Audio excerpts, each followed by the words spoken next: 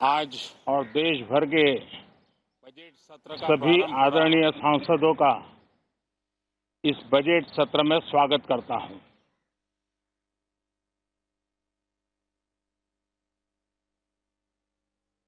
आज की वैश्विक परिस्थिति में भारत के लिए बहुत अवसर मौजूद है। ये बजट सत्र विश्व में सिर्फ भारत की आर्थिक प्रगति, भारत में वैक्सीनेशन का अभियान, भारत की अपनी खोजी हुई वैक्सीन पूरी दुनिया में एक विश्वास पैदा कर रही है। इस बजट सत्र में भी हम सांसदों की बातचीतें, हम सांसदों के चर्चा के मुद्दे, खुले मन से की गई चर्चा वैश्विक प्रभाव का एक महत्वपूर्ण अवसर बन सकती है। मैं आशा करता हूं कि सभी आदरणीय सांसद, सभी राजनीतिक दल खुले मन से उत्तम चर्चा करके देश को प्रगति के रास्ते पर ले जाने में, उसमें गति लाने में अवश्य मददरूप होंगे। ये बात सही है कि बार बार चुनाव के कारण सत्र भी प्रभावित होते हैं, चर्चाएं भी प्रभावित होती है, लेकिन मैं सभी आदरणीय सांसदों से प्रार्थना करूंगा कि चुनाव अपनी जगह पे हैं, वो चलते रहेंगे, लेकिन हम सदन में ये बजट सत्र एक प्रकार से पूरे वर्ष भर का खाका खींचता है और इसलिए बहुत महत्वपूर्ण होता है।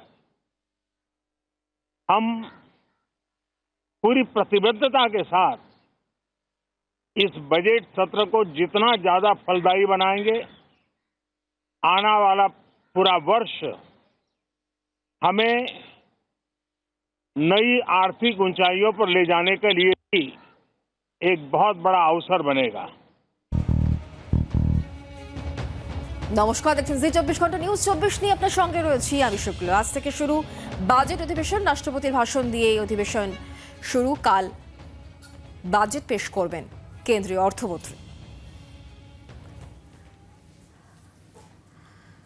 পেগাসাস ইস্যুতে উত্তাল হতে পারে সংসদ, বিরোধীদের হাতিয়ার মার্কিন সংবাদ মাধ্যমের রিপোর্ট। সরাসরি সংসদে অধিবেশনের দিকে নজর রাখবো।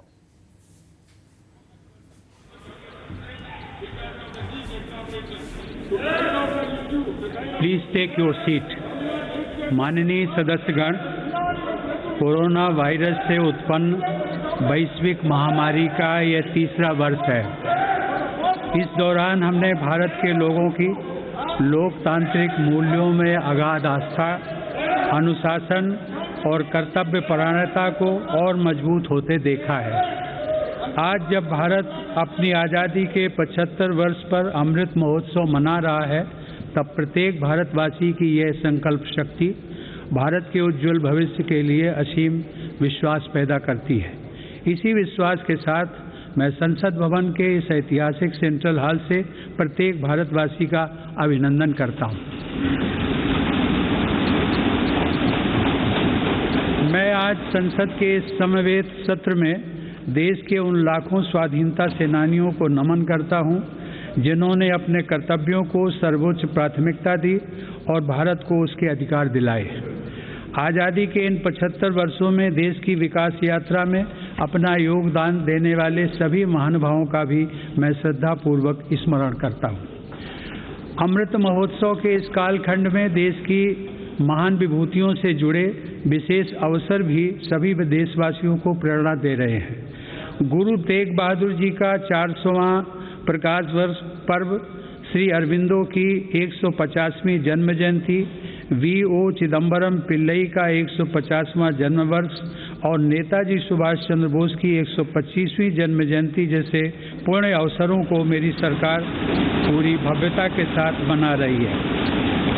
सरकार ने इस वर्ष से गणतंत्र दिवस समारोह को नेताजी की जयंती पर 23 जनवरी से ही मनाने की शुरुआत की है। मेरी सरकार मानती है कि अतीत को याद रखना तथा उससे सीख लेना देश के सुरक्षित भविष्य के लिए बहुत ही जरूरी है।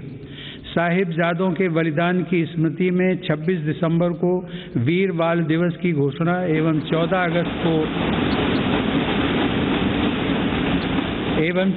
अगस्त को विभाजन विभीषिका स्मृति दिवस इसी सोच का परिचायक है। सरकार ने भगवान बिरसा मुंडा को श्रद्धांजलि स्वरूप उनके जन्म दिवस 15 नवंबर को जनजातीय गौरव दिवस के रूप में मनाने का भी निर्णय लिया।